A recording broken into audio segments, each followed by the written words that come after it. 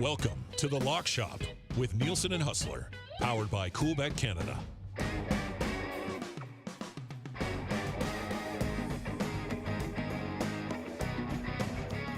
Hey, happy Thursday, everybody, and welcome to another episode of The Lock Shop. Dustin Nielsen and Hustler with you. Sorry we're a couple hours later than usual for Thursday Night Football.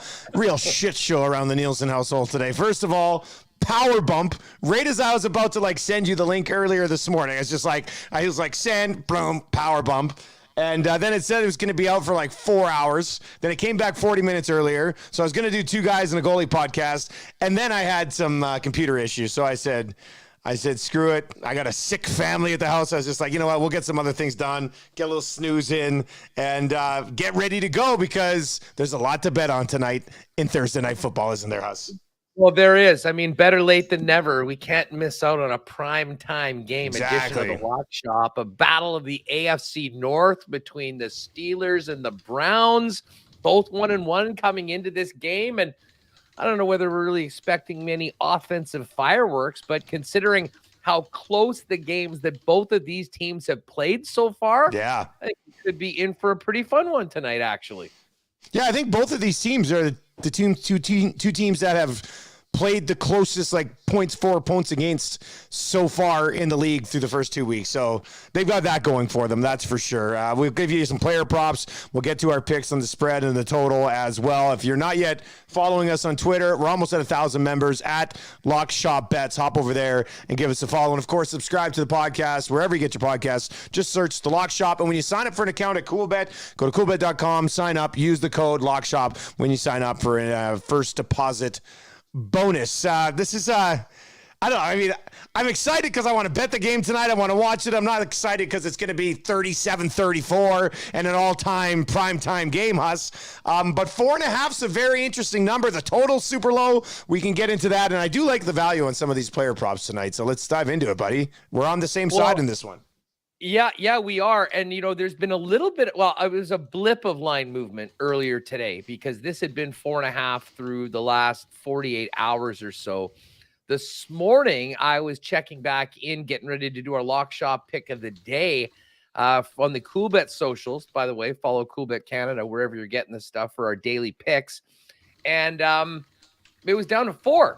And now it's back to 4.5. So I think that was just sort of temporary. And it's interesting because as we talked about, Dusty, both of these teams have played absolute nail biters. I mean, the Steelers winning on the road against the Cincinnati Bengals in that big week 1 upset, and then losing a tight one to the New England Patriots back at home last week. And the Browns, the Browns had that crazy game against their former quarterback Baker Mayfield in Carolina, winning it on a last-second 57-yarder.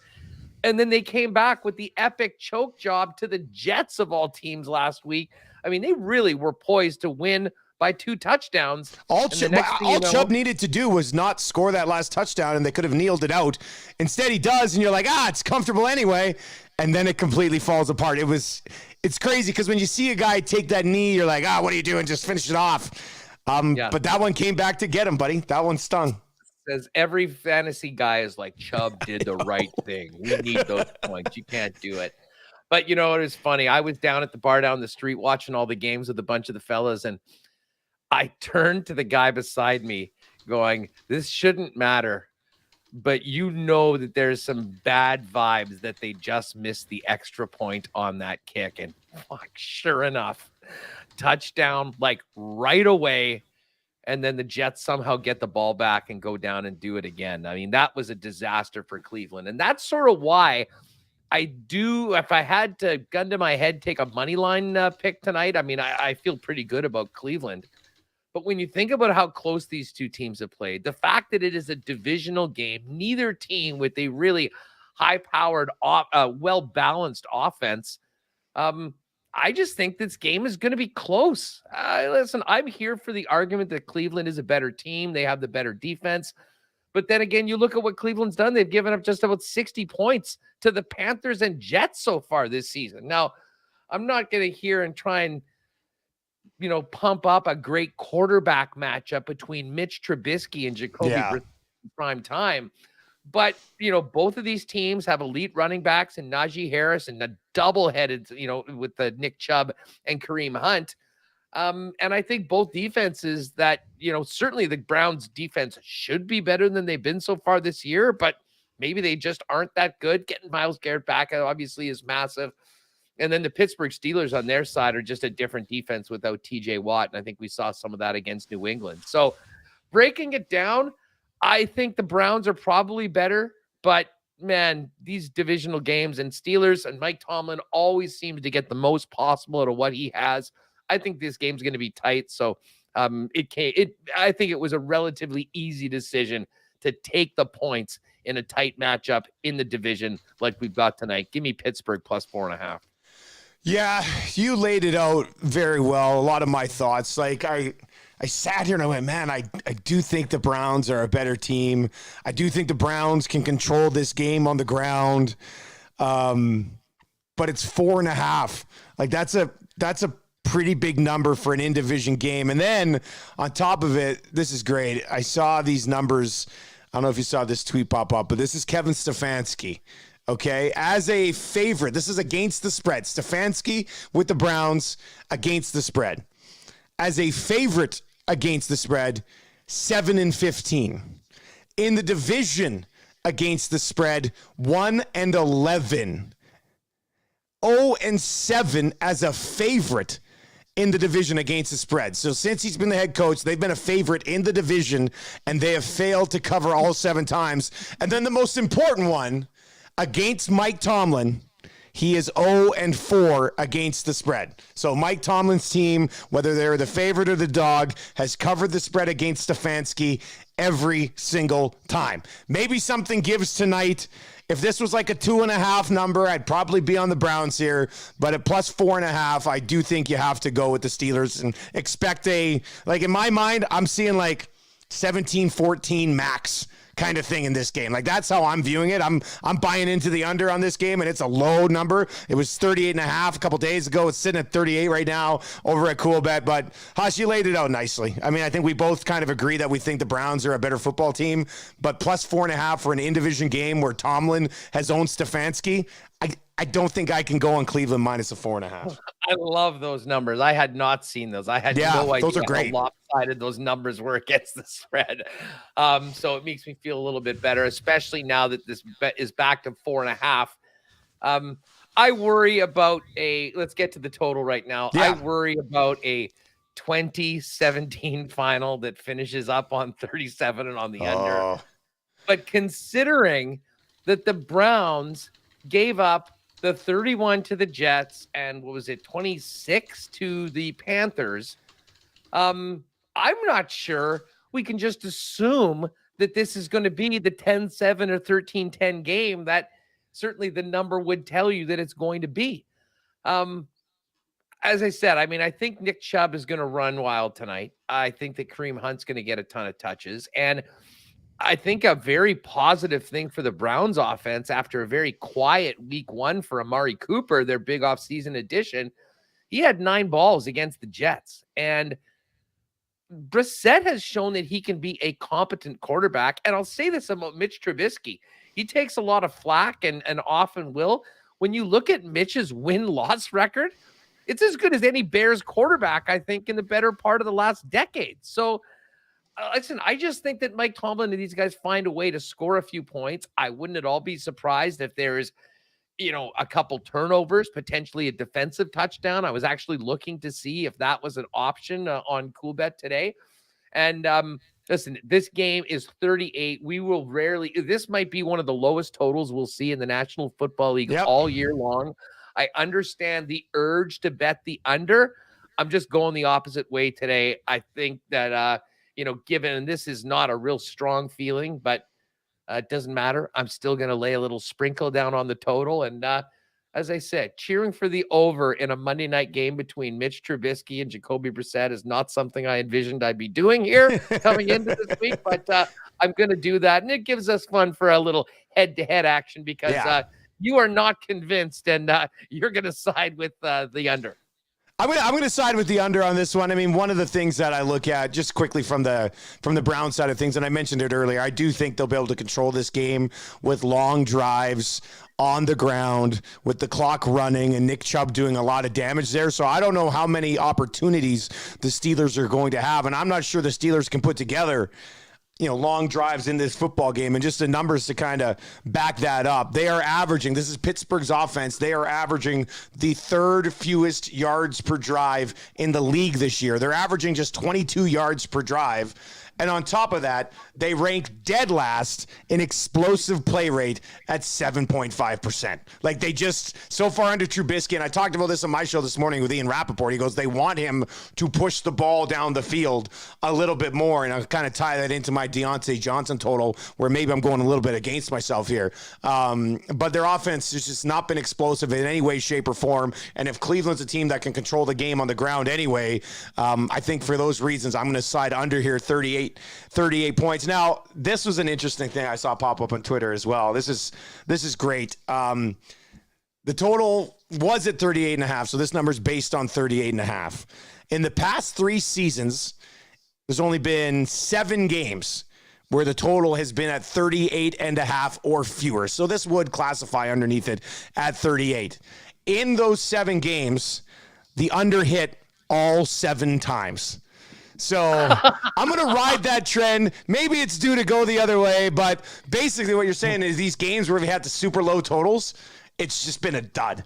And maybe that's what we're set for tonight. Yeah, that's what I'm wondering. I'm like, how much would they really like to take that number down to? Like 35 or something? So I'm going to ride under 38 points tonight. I sure hope it's more. I mean, I'd like to see a game that's 24-21 or something like that. But with money on the under tonight, I'll be okay if it does finish under the total. So there's some thoughts on the totals and the sides.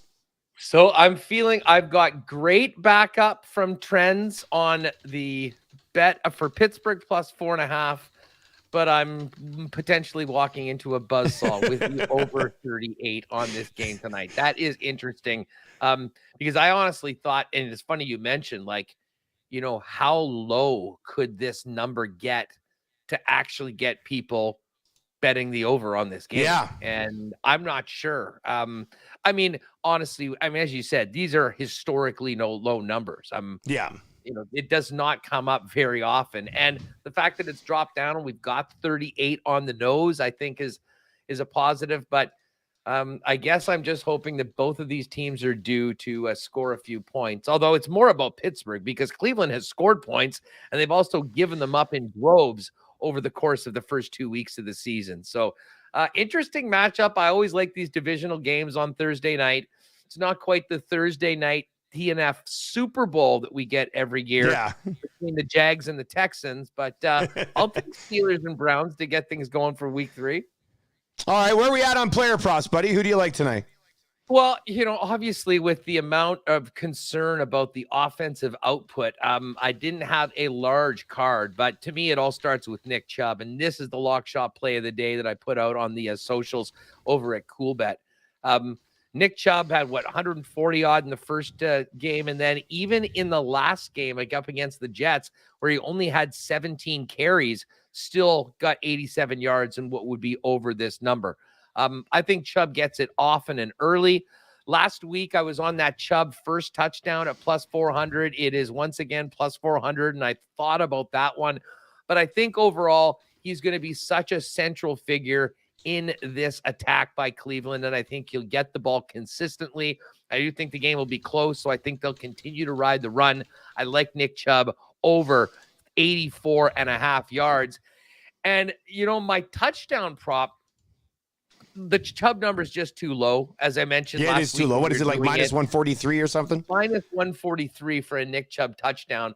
So I think if you get that, you'll think that they'll establish the run and maybe he can get in on the first drive like they did last week, which cashed for us, which was nice. But I'm going to go onto the other side, and I'm thinking, okay, who the heck is going to score for the Pittsburgh Steelers? And we know Deontay Johnson's probably their most consistent receiver. Chase Claypool's more of a big guy, big play guy. But I think the tight end, Pat Freiermuth, who had caught 4 balls last week, could very well end up being a significant red zone target if the Steelers can get into the red zone. So I liked it at more than 2-1, plus 230 on a Freiermuth TD. I always like the tight ends, especially in some of these primetime games. And in a situation like this, I think you got to look for maybe aside from the top numbers on the board.